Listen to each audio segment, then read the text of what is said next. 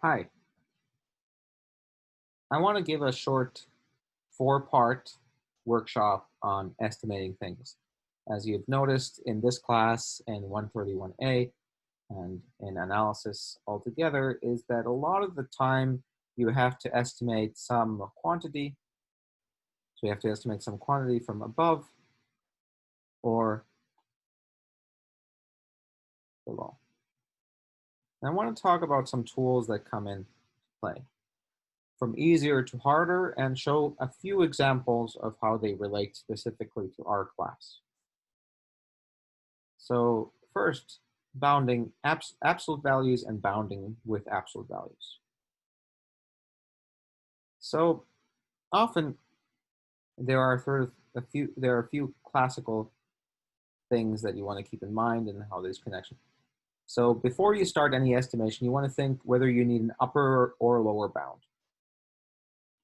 And this analysis comes into play, for example, if you want to say something like a fraction is bounded from above.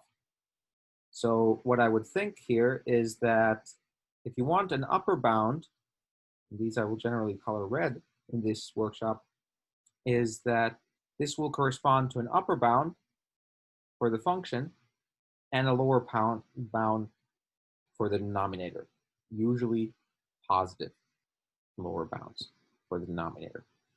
Signs are also something that you want to be careful about when working with inequalities. So you need to be careful about whether you're proving an upper bound or a lower bound, and these you may need both of these in your statements. Now, when doing limit problems, we are often estimating things like f minus fn, and when estimating continuity, we're looking at two function values of the same function, fx minus fx naught. So these often correspond to coming up with upper bounds. But as said, sometimes these expressions will include fractions and there will also be lower bounds within them. So think first whether you need an upper and lower bound. In limit problems, you often need upper bounds. In continuity problems, you will need upper bounds. So how do you come up with these upper bounds?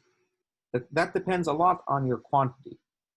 Now, the most basic example is if we have two quantities, A and B, and we want to estimate them either from above or below, but we know something about their difference. Specifically, we know that they are close. And this type of assumption often comes from continuity or convergence.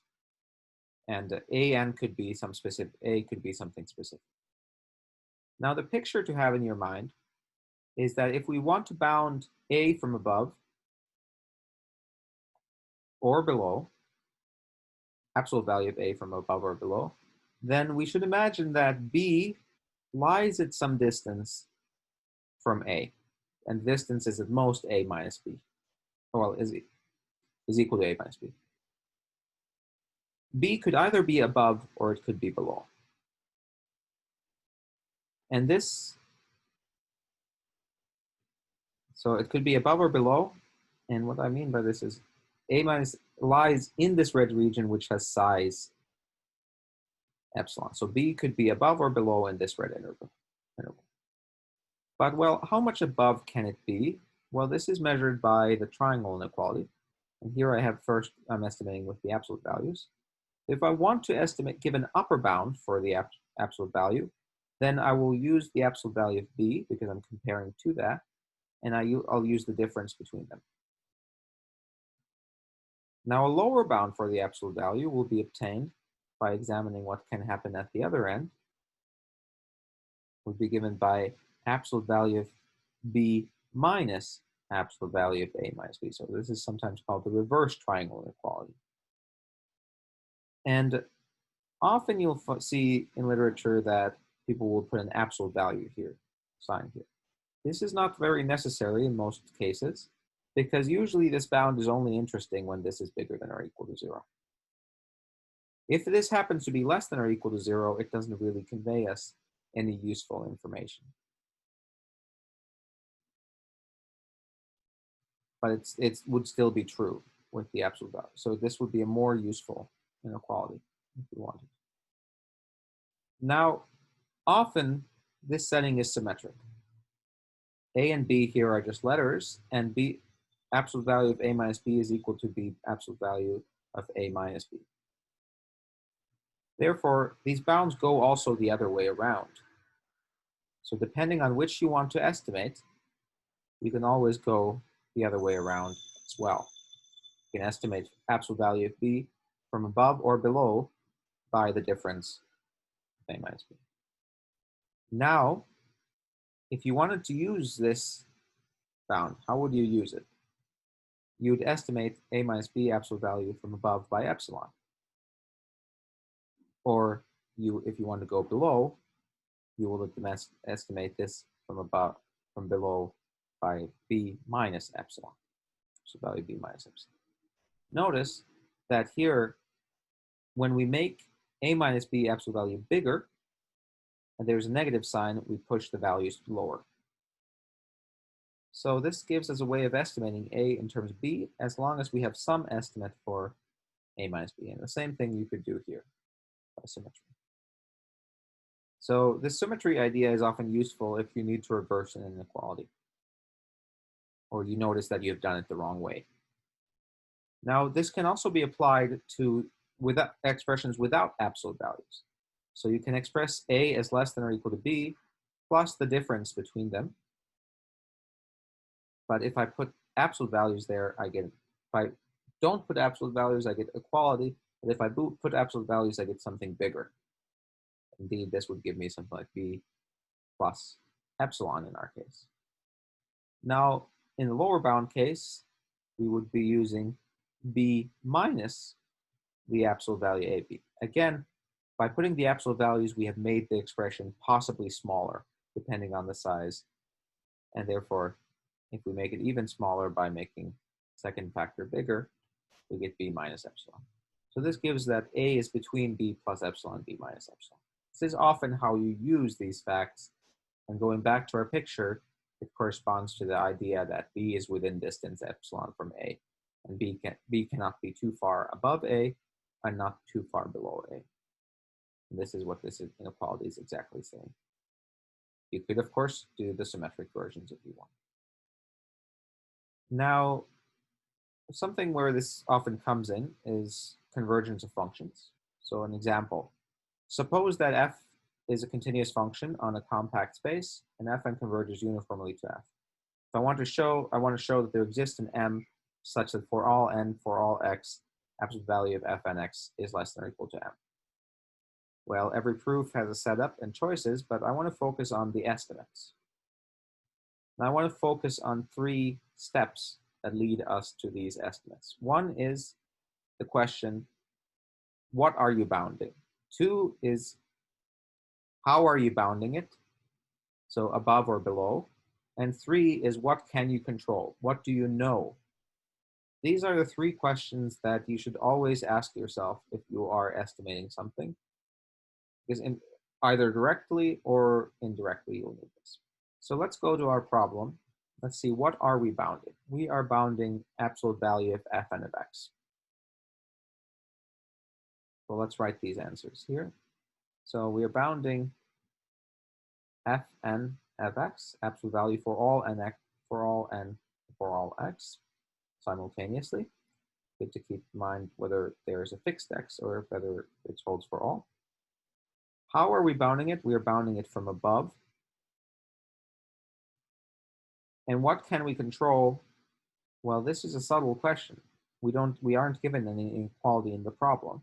So you have to think, can you get some upper bound, because we're looking for upper bounds, for something? And it turns out that these two do give us an upper bound. We have, what can you control? We can control f, absolute value of f. Why? Because f is continuous. We might already write that. We know that fk to r is continuous. I won't write the full setup. You have to add it here. We know that this is continuous and k is compact. So f is bounded. That is, there exists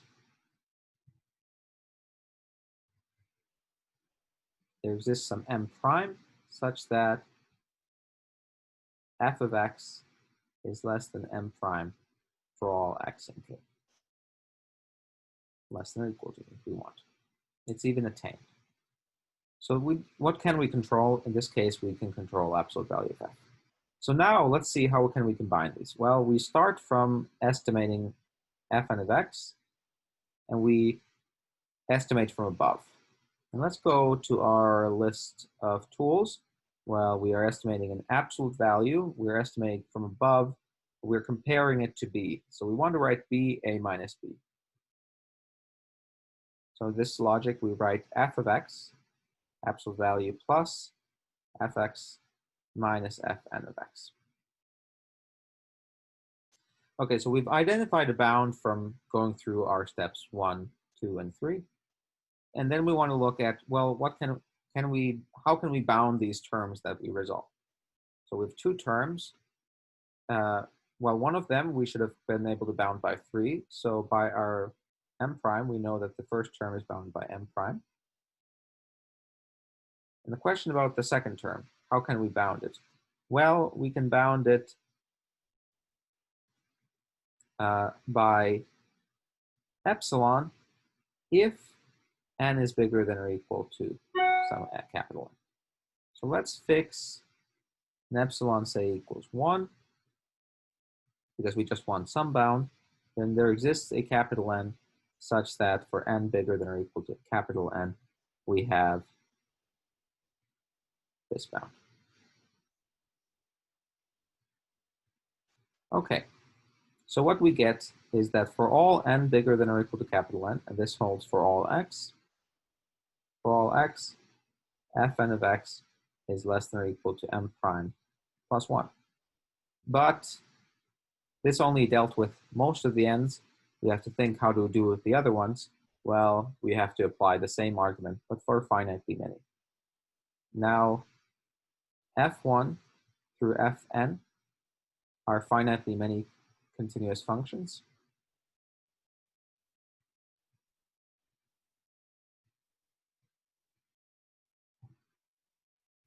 On k. So if we define m to be equal to the maximum of m prime plus 1 and the supremum over k of f n k x, let's see, use I, and I is running here from 1 to capital N. Now each of these is a finite number. This takes with of the tail, and we get that the maximum of this is a finite number. And with a short argument, we get that the rest. So there's some trickery here, but the crucial thing is that this was a crucial part of the estimate. And when we figured out how it worked, we had to make some choices. And then we had to think about how to deal with the other cases. And when we were answering what can we control, we identified that compactness plays some role. So if you don't take anything else out of this workshop, I would like you to take these 3 things. That when you're estimating something, ask yourself these 3 questions, 1, 2, and 3.